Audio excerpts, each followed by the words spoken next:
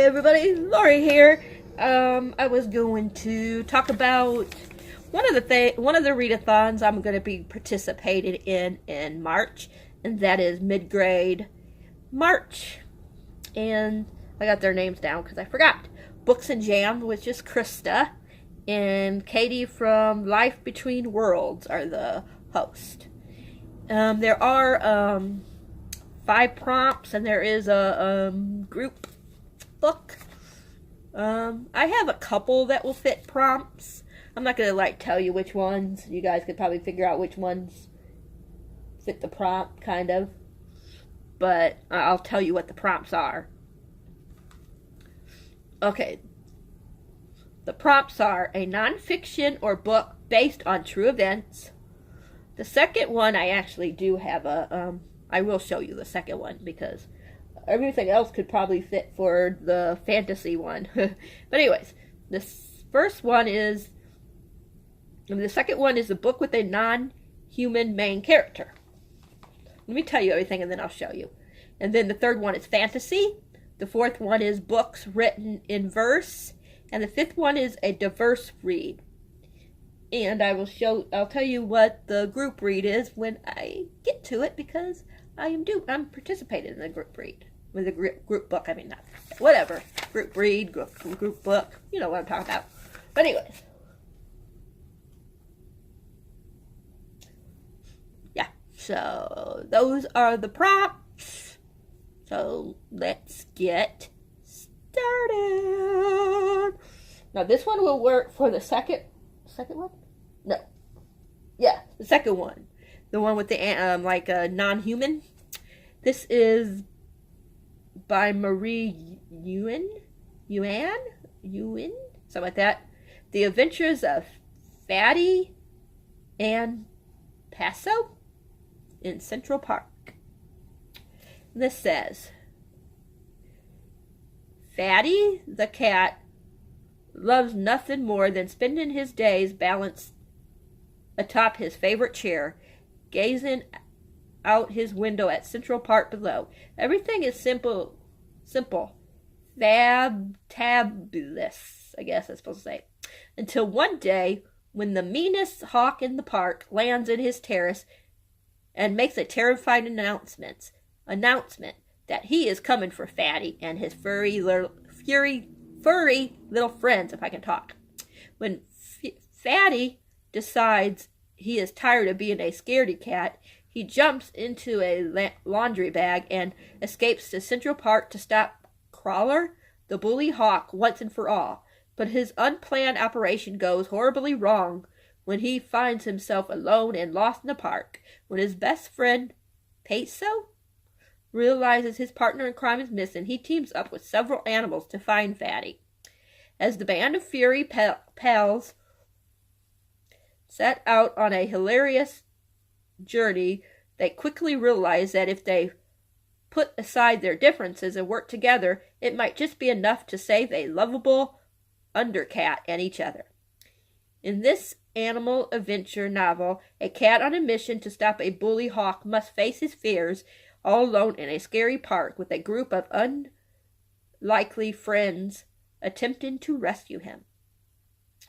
I got this and I forgot all about it. I feel so bad because it was an ARC, I believe, even though it don't say ARC on here. But I believe it was an ARC. But yeah, I feel so bad because I forgot all about it. But I'm going to take care of that now and read it. And yeah. And look at this. Yes, pictures. So cute. And this should probably take only, a day? Probably. There's only 170 pages, maybe? 180 pages, somewhere around there. 80 pages. So, that should take a day and a half at the most. Got some other ones here. I don't have them in any certain order, so. I also want to read The Storm Runner if possible. I probably won't get to all of these because I got other books from other readathons and just books that were already planned for my reads for March. So, but I'm gonna try to at least get to half of these books. This one is The Storm Runner by C. J.C. Crevenance, and it's a Rick Riordan Presents. Look on the back. Look at that dog. It looks like it's a mechanical dog or a ghost dog or something. It's creepy. This one says Zane Epsipo, something like that, spends every day exploring the sleeping volcano in his backyard. The beast, as he calls it, is the one place where he can escape other kids who make fun of him because he has a limp and walks with a cane. It says, after a twin-engine plane crashes into the beast, a mysterious girl named Brooke shows up at Zane's doorstep, insisting that they meet at the volcano, where she will reveal a terrible secret. Zane agrees, mostly because beautiful girls like her don't usually talk to him. Brooke tells him that the volcano is actually a century-old prison for the Maya, something like that, god of death, whose destiny is directly tied to Zane's. No way, Zane thinks. He's just a 13-year-old nobody, and destiny or no destiny, he wants nothing to do with any of it, especially some god of death. But when Brooks opens his eyes to the truth, magic, monster, and gods are real, and Zane is at the center of an ancient prophecy that could mean the destruction of the world. Suddenly finding himself entangled in a web of dangerous secrets, Zane embarks on a quest that will take him far from home and test him to the very core. It says festy heroes, tricky gods, murderous demons, and spirited giants are just some of the pleasure that awaits in this fresh and funny take on Maya mythology. As rich as delicious as a mug of authentic hot chocolate.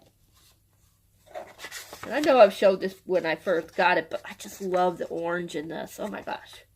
Like, this would be so amazing. And if I could figure out how to do it, to spray paint this orange, that would be so pretty. Or the blue. Orange or the blue would look really pretty. One or the other, spray painted. That's the second one. Okay, I don't know how to say her name. Aurora something and the end of time. I can never say her name. The last name. But it's by Rashi Chasky, something like that. I know this is the one where she tells she makes things up. She does tall tales, whatever you want to say, and something happens and people freeze or something like that, and then she has to do something. This was one day her school friends came there and was wanting her, was testing her, saying, it's not true, blah, blah, blah, you're not right. So anyways, and then it says, it says her classmates and her mother is frozen. It's up to Aurora to save them. The only way to stop the demon is to find the reincarnation of the legendary Pandada, something like that, brothers, and journey through the kingdom of death. But how is one girl in Spider-Man pajamas supposed to do all that?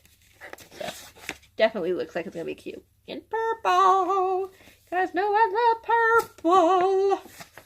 Of course, green is my favorite color, but yeah, this one I really want to get to. There's 4 books that I really want to get to. Well, actually, 5 books that I really want to get to. I want to get to the the non-human one with the animals and stuff, but the bigger ones are for some reason, I'm always more drawn to the bigger ones. But the next one is the sequel to Nevermore, Wondersmith, The Calling of Morgan Crow by Jessica Townsend. This is the second one, like I said, in the Nevermore. I don't know, if it's how many books are going to be in this, but the first one I freaking loved. I'm just going to read what it says here. It says, you are a unit now. You are responsible for each other. You are accountable to each other. Therefore, if anyone at all is found to have broken our trust, Elder Quinn paused, her face grave. She looked at each of them in turn until finally her gaze landed on Morgan. Then all 9 of you will face expulsion for the Wondrous Society for Life. from the wondrous serenity of life. But anyways, if you guys haven't heard about this book, the first book, Nevermore. Oh, I got distracted. I'm sorry. I saw something in there. It got me distracted.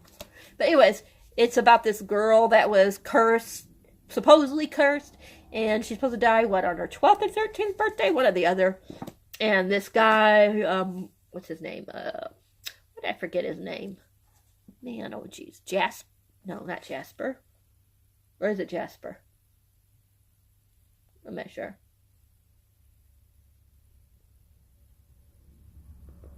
I'm not seeing his name in this one. I'm thinking it might be Jasper. I'm not really sure.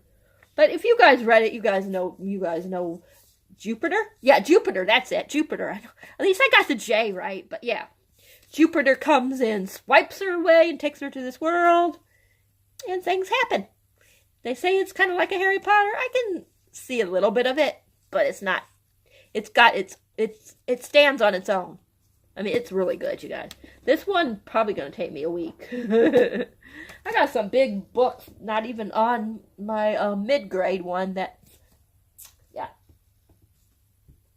The next one is the group read. And that is Sweep, The Story of a Girl and Her Monster by Jonathan Urexer, something like that. I've never read a book by him.